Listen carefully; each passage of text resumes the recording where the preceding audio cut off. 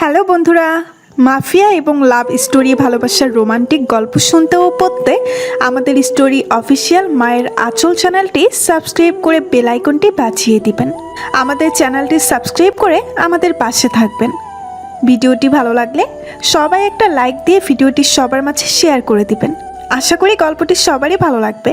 শুনতে থাকুন, সঙ্গে রাখুন। পূর্বাশা তাকালো জায়ানের পানে, শক্ত কণ্ঠে বলল, না, আমি কারো জন্য আত্মহত্যার সিদ্ধান্ত নেইনি। কেন আপনি শুনলেন না যে ওনাকে বললাম আমি নিজের থেকে নিজে মুক্তি পেতে, এই সমাজ থেকে মুক্তি পেতে আত্মহত্যার সিদ্ধান্ত নিয়েছিলাম। কিন্তু সেই সিদ্ধান্তের পেছনে কোথাও না কোথাও স্থানটা নক্ষত্রের ছিল, যা তোমাকে তোমার জীবনের উপর ঘৃণা বাড়াতে বাধ্য করেছিল। আর সেই ঘৃণা থেকে বাঁচতেই তুমি আত্মহত্যার সিদ্ধান্ত নিয়েছিলে। এইটুকু বলে থামলো জায়ান, আবার বলল, আচ্ছা, আত্মহত্যা করেই কি তুমি মুক্তি পেয়ে যেতে? এই সুন্দর জীবনটা নিঃশেষের মধ্যে কি সুখ পেতে তুমি বলো? আসলে সুখ শান্তি কারো জীবনেই ভরপুর নয়। তুমি খুঁজে দেখো, এই পৃথিবীতে সম্পূর্ণ সুখী কেউ নেই। কুৎসিত মানুষগুলো তার রূপের আফসোসে অসুখী। খুঁজে দেখো, সুন্দরী মানুষগুলো তার রূপের জন্যই অসুখী। অতিরিক্ত সৌন্দর্যের জন্য তার স্বামীর কাছে সে সর্বদা সন্দেহের পাত্রে। রাস্তাঘাটে বেরোলে ছেলেদের উত্ত্যক্তকরণ, এখানে ওখানে চাকরি, সোশ্যাল মিডিয়া, রেস্টুরেন্ট, বাস, সর্বত্র নিজের রূপ সৌন্দর্যের জন্য তারা হয়রানির শিকার। সমাজের মানুষজন তার দিকে সুনজর দেওয়ার তুলনায় কুনজর বেশি দেয়। আবার খুঁজে দেখবে গরিবরা তার অর্থহীনতার জন্য অসুখী, আবার ধনীরা তাদের অর্থের জন্যই অসুখী। এই পৃথিবীতে আমরা সবাই অসুখী। সকলে মুক্তির উপায় খুঁজে ফিরি প্রতিনিয়ত, কিন্তু মুক্তি পাই কতজন? তাই বলে কি আমরা নিজেদের জীবনে নিঃশেষ ঘটাই? না, আমরা বেঁচে থাকি, সমাজের সাথে প্রতিনিয়ত লড়ে বেঁচে থাকি। আত্মহত্যা কখনো কোনো বিষয় সমাধান হতে পারে না। তার থেকে আমাদের উচিত নিজেকে ভালোবাসা, নিজের জন্য বাঁচা, অন্যের দিকে না তাকিয়ে শুধুমাত্র নিজের দিকে দেখে সুন্দর এক ভবিষ্যতের দিকে যাওয়া। পূর্বাশা শুনল জায়ানের সব কথাগুলো, মুগ্ধতায় ছেয়ে গেল মেয়েটার চিত্ত। এই ছেলেটা এত সুন্দর কথা বলতে পারে। মাঝে মাঝে যেন কল্পনা মনে হয় সব। পূর্বাশা ভাষা ভাষা দৃষ্টি নিয়ে এসে কিঞ্চিত সময় তাকিয়ে রইল জায়ানের পানে, অতঃপর হুট করেই বলল, আমাকে একবার জড়িয়ে ধরবেন? জায়ান ভড়কে গেল, যেন নিজের কানকে নিজে বিশ্বাস করতে পারছে না বেচারা। মনে হচ্ছে যেন সব ভুল শুনেছে সে। পূর্বাশা কিনা তাকে জড়িয়ে ধরতে বলেছে? এও সম্ভব কখনো? যাকে জড়িয়ে ধরতে গিয়ে তাকে থাপ্পড় খেতে হয় টপাটপ, সে কিনা আজ নিজে থেকে জড়িয়ে ধরতে বলেছে জায়ানকে। ছেলেটা আর একটু নিশ্চিত হতে প্রশ্ন করলো, কি বললে তুমি? আবার বলো। অপ্রস্তুত হলো পূর্বাশা। ঘরের বসে জায়ানকে সে বলেছিল জড়িয়ে ধরতে, জড়িয়ে তো ধরলই না, উল্টো এখন আবার বলছে আবার বলতে। এক কথা কতবার বলা যায়? তাও আবার এই ধরনের কথা। আমতা আমতা শুরু করলো পূর্বাশা, অপ্রস্তুত কণ্ঠে বলল, কিছু না। সাথে সাথে জায়ান হামলে পড়লো পূর্বাশার দিকে, জাপটে ধরলো মেয়েটাকে। হকচকি উঠল পূর্বাশা, চকিত কণ্ঠে বলল, কি করছেন? কি, ছাড়ুন আমায়। জায়ান ছাড়লো না পূর্বাশাকে, বরং আরো গাঢ়ভাবে জড়িয়ে ধরলো পূর্বাশাকে। অতঃপর বলল, এত বড় একটা সুযোগ পেয়ে হাতছাড়া করার মতো বোকা আমি নই। পূর্বাশার সাথে সাথে চিমটি কাটলো জায়ানের বক্ষে, ভেঙচি কেটে বলল, তাহলে এতক্ষণ না শোনার নাটক কেন করছিলেন? ও তো নিজের কানকে বিশ্বাস করতে পারছিলাম না, তাই আর কি। পূর্বাশা হাসলো। জায়ানকে আরেকটু অবাক করে দিয়ে সেও জড়িয়ে ধরলো ছেলেটাকে। জায়ান অবাক হলো বটে, তবে পরক্ষণেই তার ওষ্ঠে ফুটে উঠল এক চিলতে সুখকর হাসির রেখা। নতুন দিন, নতুন সময়। বাংলাদেশে মোটামুটি শীত পড়তে শুরু করেছে এই সময়। যদিও চীনের মতো অতটা হাড় কাঁপানো শীত নয়, তবে বাংলাদেশের মানুষের কাছে এই শীতই প্রবল অসহনীয়, বিশেষ করে রাস্তার পাশের ওই বস্ত্রহীন মানুষগুলোর জন্য। গ্রীষ্মে তবুও তাদের বস্ত্রহীনতা অভিশাপ হয়ে নামে না ততটা, তবে শীতে চরম অভিশপ্ততা বয়ে আনে তাদের জীবনে। জায়ান ইতিমধ্যে চলে এসেছে পূর্বাশাদের বাড়ি থেকে, তবে পূর্বাশা আসেনি তার সাথে। সে থেকে গেছে নিজ বাড়িতে। এতদিন পর মেয়েটা বাড়ি ফিরেছে। নিজের বাড়ি রেখে প্রতিটা দিন কি তার আর নানা বাড়িতে পড়ে থাকা সম্ভব? আর জায়ানেরও কি এত বছর পর নিজের বাড়ি, নিজের পরিচয়, নিজের পিতাকে ফিরে পেয়ে দিনের পর দিন ফুপু বাড়িতে পড়ে থাকা সম্ভব নাকি? যদিও পূর্বাশাকে ওই নক্ষত্র নামক শিয়ালের আওতায় রেখে আসার কোনো ইচ্ছে ছিল না জায়ানের, কিন্তু করার যে কিছু নেই, তাকে তো ফিরে আসতেই হতো। রাতের আকাশ গোল থালার মতো এক রূপালী চন্দ্র স্থান করে নিয়েছে সেখানে। চারদিকে কেমন মিষ্টি একটা আলো ছড়িয়ে দিয়েছে নীরবে। পূর্বাশা তাদের বাড়ির ছাদের এক কোণে দাঁড়িয়ে দেখছিল আকাশের গোল চাঁদটা। কি ভীষণ ভালো লাগছে তার বলার অপেক্ষা রাখে না আর।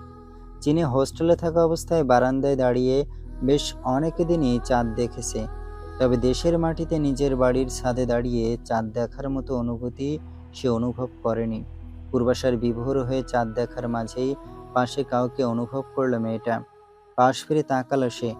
চোখে পড়ল নক্ষত্রের মুখখানা। ছেলেটা পূর্বাশা চীন থেকে ফিরে আসার পর থেকে একদণ্ড যেন পিছু ছাড়ছে না তার। সারাদিন যেন সকল স্থানে নক্ষত্র আছেই। এই 2 দিন জায়ান ছিল বিধায় খুব বেশি কাছে আসার সুযোগ পায়নি। এখন তো জায়ানও নেই, সেই সুযোগটাই কাজে লাগাচ্ছে বোধহয়। পূর্বাশা বিরক্ত হলো কিঞ্চিত। বিরক্তি ভরা কণ্ঠে বলল, কিছু বলবেন নক্ষত্র ভাই? নক্ষত্র তাকালো পূর্বাশার পানে, অতঃপর বলল, আমাকে কি একটাবার মাফ করা যায় না পূর্বা? দিলাম মাফ করে, তারপর? আমরা কি আবার আগের মতো সবটা শুরু করতে পারি না? আবারও প্রণয়ের বন্ধনে নিজেদের সিক্ত করে তুলতে পারি না পূর্বা? আমি তোকে ভালোবাসি পূর্বা, ভীষণ ভালোবাসি। তুই যখন কাছে ছিলে হয়তো আমি তোর মর্মটা বুঝতে পারিনি, কিন্তু যখন তুই দূরে চলে গেলে আমি বুঝলাম তোকে ছাড়া আমি ঠিক কতটা অসহায়। তুই ঠিক আমার হৃদয়ের কতটা স্থান জুড়েছিলে। পূর্বাশা হাসলো। আকাশের চাঁদটার পানে তাকিয়ে বলল, আমার দোয়াটা কবুল হওয়ার জন্য আর পরজন্ম পর্যন্ত অপেক্ষা করতে হলো না নক্ষত্র ভাই।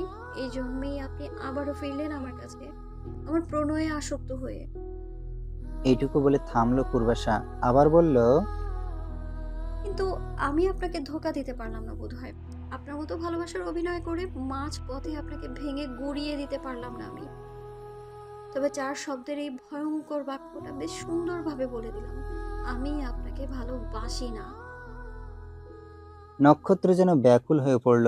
পূর্বাশার কণ্ঠে ভালোবাসি না কথাটা দহনের অনলে দগ্ধ করল তার হৃদয়। দিশাহারা নক্ষত্র তার হাত বাড়িয়ে ছুঁয়ে দিল পূর্বাশার এক হাত। নিজের হাতের মুঠোয় পুরে নিল মেয়েটার ছোটখাটো হাতখানা। ব্যগ্র কণ্ঠে বলল, আমি তোকে ভালোবাসি পূর্বা, আমাকে তুই ফিরিয়ে দিস না প্লিজ। পূর্বাশা নিজের হাত ছাড়িয়ে নিল নক্ষত্রের হাতের মুঠো থেকে। সশব্দে একটা চড় বসিয়ে দিল বেচারার গালে। শক্ত কণ্ঠে বলল, আমাকে স্পর্শ করার সাহস আপনি কোথা থেকে পেলেন নক্ষত্র ভাই? আপনার মতো প্রতারকের কোনো অধিকার নেই আমাকে স্পর্শ করার। নক্ষত্র হতভম্ব হলো। আর মনে নিজের হাতটা চলে গেল গালে। বিস্ময় ভরা দৃষ্টিতে সে চেয়ে রইল তার সম্মুখে দাঁড়ানো রণচণ্ডীর অবতার ধারণ করা নারীটির পানে। সে ভীত, প্রতিবাদ করতে না জানা, সর্বদা চুপচাপ থাকা মেয়েটাও আজ গর্জে উঠেছে। নিজের সপক্ষে প্রতিবাদের তাগিদে মেরেছে কাউকে। পূর্বাশার যেন এখনো ক্রোধ কমেনি। নক্ষত্রকে আরো 2-4টা চড় থাপ্পড় লাগিয়ে দিতে ইচ্ছে করছে এই মুহূর্তে। কি পেয়েছে তাকে? খেলার পুতুল? একবার আসবে, ভালোবাসি ভালোবাসি করে হৃদয়ে ভালোবাসার সঞ্চার ঘটিয়ে ধোঁকা দিবে, প্রতারণা করে মৃত্যুর মুখে ঠেলে দিয়ে চলে যাবে। যখন মেয়েটা নিজেকে সামলে একটু ভালোভাবে বাঁচতে শুরু করলো, এখন আবার এসেছে তার জীবনে ভালোবাসার দাবি নিয়ে, আবার তাকে ভেঙে গুড়িয়ে দিতে। পূর্বাশা ঘৃণা ভরা দৃষ্টিতে তাকালো নক্ষত্রের পানে। কঠিন কণ্ঠে বলল, যে নিজের সুখের খোঁজে আমাকে ইচ্ছেকৃতভাবে হারিয়েছে, সে আর যাই হোক কখনো আমাকে ফিরে পাওয়ার সুখ না পাক। কথাটুকু বলেই হনহন করে ছাদ থেকে নেমে গেল পূর্বাশা। নক্ষত্র দাঁড়িয়ে রইল ওইভাবেই। সত্যি তো, নিজের সুখের জন্য, সুন্দর কাউকে পাওয়ার জন্যই তো সে ছেড়েছিল পূর্বাশাকে। সুন্দর অবশ্য অনেককেই পেয়েছে সে, কিন্তু সুখ, সেই সুখ কি আদৌ পেয়েছে নক্ষত্র? যদি পেতই তাহলে তো আর পূর্বাশার নিকট ছুটে আসতে হতো না তাকে, আবারও নিজের ভালোবাসার কথা জানাতে হতো না। স্বার্থপর সময় বয়ে চলেছে তার আপন গতিতে। তার সুখ দুঃখ, ভালো থাকা মন্দ থাকা কোনোটাই তার দেখার বিষয় নয়। দেখতে দেখতে জায়ানদের চীনে ফিরে যাওয়ার সময় চলে এসেছে। তবে চীন থেকে আসার সময় তারা 4 জন আসলেও যাবে 3 জন। মিসেস শিও থেকে যাবেন জাফর চৌধুরীর সাথেই। এই কয়টা দিন অনেক দৌড়াদৌড়ি করে সে নিজের বাংলাদেশে থাকার মেয়াদ বাড়িয়েছে বেশ। এখানে থাকতে থাকতে আবার স্থায়ীভাবে এদেশে থাকার ব্যবস্থাটাও করে ফেলবেন তিনি। ইমেইলের মাধ্যমে কলেজের চাকরিটা ছেড়ে দিয়েছেন মিসেস শিও। কলেজের চাকরিটা মূলত তিনি শখের বশে করতেন। তার মূল কর্ম ছিল রেস্টুরেন্ট। বাবার থেকে উত্তরাধিকার সূত্রে পাওয়া চীনে বেশ কয়েকটা রেস্টুরেন্ট রয়েছে তার নামে, এবং তাদের ইনকাম এত টাকার মূল উৎস সেগুলোই, যা এতদিন সে পরিচালনা করলেও এবার থেকে পরিচালনা করবে জায়ান। বাবাকে ছেড়ে আবার ফিরে যাওয়ার কোনো ইচ্ছে জায়ানের না থাকলেও যেতে হচ্ছে। তার পড়াশোনা এখনো সম্পূর্ণ হয়নি, তার উপর আবার রেস্টুরেন্টের ব্যবসা। সব দিক তো এখন তাকেই সামলাতে হবে। সকাল সকাল জায়ান, ত্রিশাম আর পূর্বাশা একদম তৈরি হয়ে পৌঁছে গেল এয়ারপোর্টে। তাদের এগিয়ে দিতে দুই বাড়ির অনেকেই এসেছে, তবে একটা মানুষ বেশি এসেছে বোধহয়। আগেরবার পূর্বাশাকে এগিয়ে দিতে আসতে নক্ষত্রকে দেখা যায়নি, তবে এবার সেও এসেছে। সকলের কাছ থেকে বিদায় নিয়ে পূর্বাশা পা বাড়ালো এয়ারপোর্টের দিকে। ঠিক তখনই তাকে পিছু ডাকলো নক্ষত্র। বলল, পূর্বা। পূর্বাশা থমকে দাঁড়ালো, ঘুরে তাকালো পিছনের দিকে। নক্ষত্র এগিয়ে গেল তার দিকে, বলল, সাবধানে যেও। আরও কিছু হয়তো ছেলেটা বলতে চাইছিল তাকে, তবে জায়ানের উৎপাতে আর বলা হলো না। ছেলেটা হিংসায় যেন জ্বলে পড়ে ছারখার হয়ে যাচ্ছে। ব্যস্ত পায়ে সে পূর্বাশার নক্ষত্রের মধ্যে বরাবর থেকে একবার ওদিকে যাচ্ছে তো একবার এদিকে আসছে। নক্ষত্র কি বিরক্ত হবে? পূর্বাশা নিজেই বিরক্ত হলো জায়ানের এমন কাণ্ডে। নাক মুখ কুঁচকে শুধালো, সমস্যা কি আপনার? এভাবে চরকির মতো ঘুরছেন কেন? জায়ানের দৃষ্টি তীক্ষ্ণ হলো। সে একবার নক্ষত্রের পানে দৃষ্টি নিক্ষেপ, আবার তাকালো পূর্বাশার পানে, অতঃপর তীক্ষ্ণ কণ্ঠে বলল, ও, তোমার সাথে কথা বললে আমার সহ্য হয় না। নক্ষত্র হাসলো। সে হয়তো বুঝলো কিছু একটা, আর কথা বাড়ালো না, শুধু এইটুকু বলল, ভালো থাকিস। কথাটুকু বলে আবার ফিরে এলো সে আগের স্থানে। আর পূর্বাশাকে নিয়ে জায়ান প্রস্থান করলো তাদের গন্তব্যের উদ্দেশ্যে। বাড়ির লোকজন এক এক করে সকলে ফিরে যেতে শুরু করলো, তবে ফিরে গেল না নক্ষত্র। এয়ারপোর্টের বাইরে ঠায় দাঁড়িয়ে রইল সে। বেশ কিছুক্ষণ পর একটা বিমান মাথার উপর থেকে উড়ে যেতে দেখে সেদিকে তাকালো ছেলেটা। এই বিমানেই হয়তো উড়াল দিয়েছে পূর্বাশা, আবার নাও দিতে পারে। তবে নক্ষত্রের কেন যেন মনে হচ্ছে এই বিমানেই রয়েছে পূর্বাশা। আকাশের দিকে মুখ করে বিমানটা যতক্ষণ না দৃষ্টিসীমার বাইরে গেল, ঠিক ততক্ষণ সেদিকে চেয়ে রইল নক্ষত্র। বিমানটা চোখের সামনে থেকে উধাও হতেই দৃষ্টি নত করলো ছেলেটা। মাটির দিকে মুখ করে বলল, আমার করা অন্যায়ের শাস্তি বোধহয় তোকে আর ফিরে না পাওয়া পূর্বা। এইটুকু বলে মলিন হাসল নক্ষত্র, আবার বলল, সৃষ্টিকর্তা বোধহয় আমাকে এত বড় শাস্তি না দিলেও পারত। একটা বার তোকে যদি আমার করে দিত, তবে কি খুব অন্যায় হয়ে যেত? আমি না হয় অন্যায় করেছি, সেই অন্যায়ের শাস্তি না হয় তোকে আমার কাছে রেখে অন্যভাবে দিত। তোকে কেড়ে নিয়ে কেন সে অন্যায়ের শাস্তি আমাকে দিল? আমি কিভাবে বাঁচবো তোকে ছাড়া? এতদিন না হয় তবুও একটা আশায় বেঁচেছিলাম, ভেবেছিলাম তুই ফিরবি, তোর কাছে ক্ষমা চাইব, একটা সুযোগ চাইব, তুই হয়তো সুযোগটা দিলে। কিন্তু আজ সে আশা নিরাশ হলো। এবার আমি কোন আশায় বাঁচব রে পূর্বা? চীনের উজ্জ্বল আকাশ, সূর্যটা বেশ দারুণভাবে জ্বলছে আজ।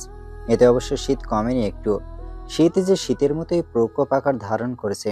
বাংলাদেশে মোটা শীত পোশাকগুলোর ব্যবহার না করলেও চীনের এয়ারপোর্টে নেমেই সেগুলোর প্রয়োজন পড়ল জায়ান, পূর্বাশা আর ত্রিশামের। খুব সুন্দরভাবে সেগুলো শরীরে জড়িয়ে কলেজের উদ্দেশ্যে রওনা হলো 3 জন। কিন্তু কলেজের সম্মুখে আসতে আলাদা হয়ে গেল 3 জন। জায়ান তার ফ্ল্যাটে চলে গেল, পূর্বাশা তার হোস্টেলে, আর ত্রিশাম তার হোস্টেলে। সময় গড়ালো, দিনের সূর্যটা ডুবে গিয়ে রাতের দেখা মিলেছে। ব্যস্ত শহরটা ভরে উঠেছে কৃত্রিম আলোয়। সেই দুপুরের আগে চীনের মাটিতে পা রেখেছে পূর্বাশারা। কিন্তু এখনো অবধি জায়ানের খবর নেই কোনো।